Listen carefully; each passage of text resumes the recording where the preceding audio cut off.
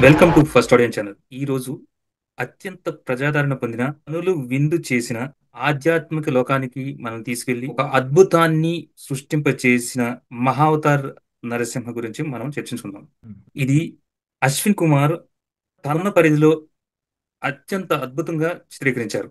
Clean productions కి మనం ముందుగా ధన్యవాదాలు తెలియజేయాలి. హోంబలే ఫిల్మ్స్ వాళ్ళు దీన్ని డిస్ట్రిబ్యూట్ చేశారు. ఐఎమ్ ప్రసన్. ఈ కథ మన అందరికీ తెలిసిన విషయమే. కశ్యపుడికి ఇద్దరు సంతానం, హిరణ్యాక్షుడు, హిరణ్యకశిపుడు. ఈ సినిమా నరసింహావతారమే కాకుండా వరాహావతారం కూడా చూపించబడింది. హిరణ్యాక్షుడిని సంహరించడానికి వరాహావతారం ఎత్తుతాడు శ్రీ మహావిష్ణువు. ఎందుకనేది మనం సినిమాలో చూడొచ్చు. కథ కథ ఇతివృత్తం. ప్రహ్లాద్, హిరణ్యకశిపుడు అసురుడుకు ప్రహ్లాదుడు జన్మిస్తాడు. అతను హిరణ్యకశిపుడు శత్రువుగా భావించే శ్రీ మహావిష్ణువుకి ప్రార్థిస్తూ ఉంటాడు. ఆ ఇద్దరి మధ్య జరిగిన సంఘటన తండ్రి అయినా గాని తన వారి సిద్ధాంతాల ప్రకారం కొడుకును కూడా దూరం చేసుకుంటాడు. హ్మ్. అదొకటే అందులో మంచి. ప్రహ్లాదుడు తన నమ్మిన అంటే ధర్మం వైపు శ్రీ మహావిష్ణువే దేవుడని తెలుసుకొని తండ్రిని కూడా ఎదిరించి ఆ నమ్మకం వైపు వెళ్ళి అలాగే శ్రీ మహావిష్ణువు నరసింహావతారానికి కారకుడైతాడు. ఒక భక్తుడు కోసం అవతారం ఎత్తింది బహుశా నరసింహావతారమే. అది ఈ కథ ఇతివృత్తం. పురాణాల్లో ఇంకా పూర్తిగా మంచిగా వివరిస్తారు. అంతే ధీటుగా ఈ కాలంలో సినిమాటిక్ ఈ మార్వల్ అవెంజర్స్ వస్తున్న తరుణంలో ఈ జెన్జీకి సరిపడేటట్లు అద్భుతంగా ప్రతి సన్నివేశం అణువణువున ఆ ఆధ్యాత్మికంగా ఆద్యంతం చిత్రీకరించబడింది. ఎంతో ఎన్నో భక్తి రసమైన సినిమాలు వచ్చాయి. హ్మ్. దేవుడి మీద భక్తి ఉన్నంత మాత్రాన సినిమాలు ఆడిన సందర్భాలు తక్కువే. హ్మ్. దాంట్లో జనాలకి తెలిసిన సబ్జెక్ట్ అయినా భక్తితో ఆసక్తిగా మనం కూర్చోపెట్టగలిగే డైరెక్షన్ ఈ అశ్విన్ కుమార్ గారు అద్భుతంగా చేశారు. అందులో ఇది ఒక రకమైన యానిమేషన్ పిక్చర్. అవును. మనం కూర్చోలేము జనరల్ గా. అవును. కానీ ఆయన తీసిన విధానం, హ్మ్. ఆ ఎంచుకున్న ఆ కథని డీల్ చేసిన విధానం, హ్మ్. కొంచెం ఎడిషన్స్ చేసిన హ్మ్. మన కళ్ళుని ఎటువైపు తిప్పుకోకుండా హ్మ్. కథ, స్క్రీన్ ప్లే, దర్శకత్వం, ముఖ్యంగా బ్యాక్గ్రౌండ్ స్కోరు అత్యద్భుతంగా తీయబడింది. సినిమాలో లోపలికి వెళ్తే ఎస్ఎస్ రాజమౌళి గారు హ్మ్. మనం ద మోస్ట్ సక్సెస్ఫుల్ డైరెక్టర్ కదా. హ్మ్.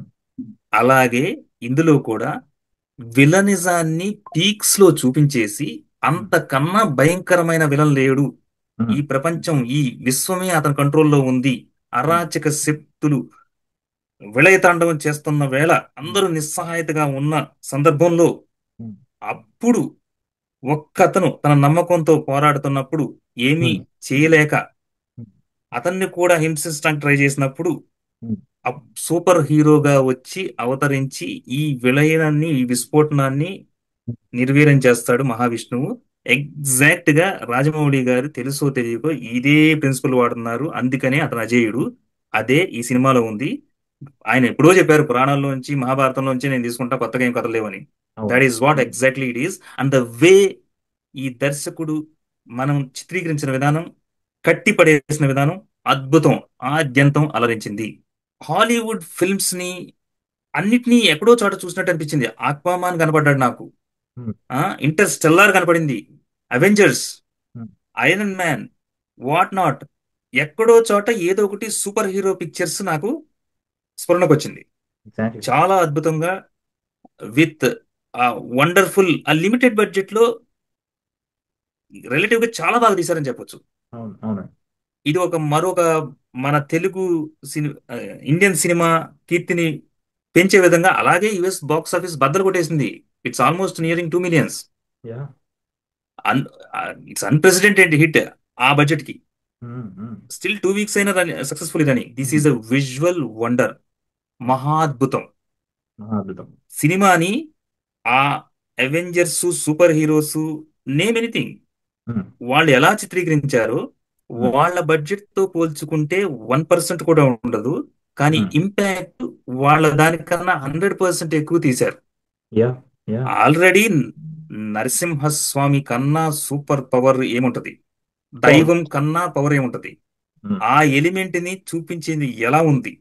ఆ అవును.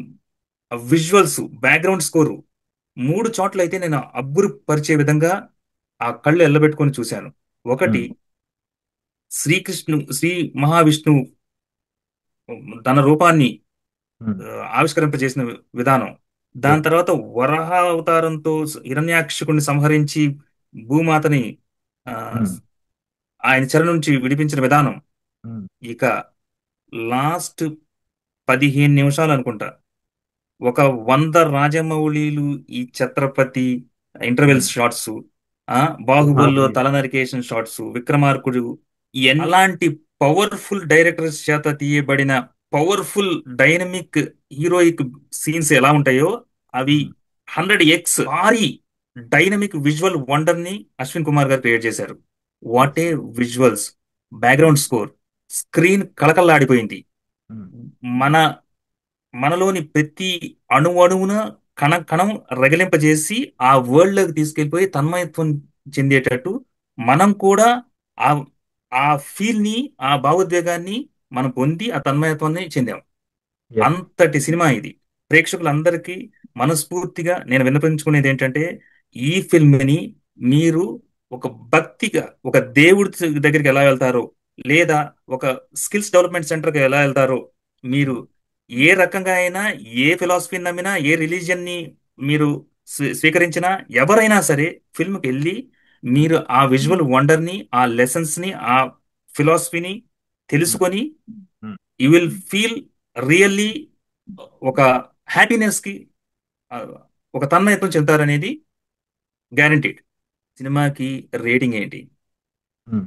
ఒక్కొక్క massive super block buster films ఉండే రేటింగ్ అలాంటి బ్లాక్ బస్టర్ ఫిల్మ్స్ ఒక 10 15 ఉండబట్టి మనం హ్మ్. 5కి 10 15 20 25 ఇవ్వాలి అలాగా.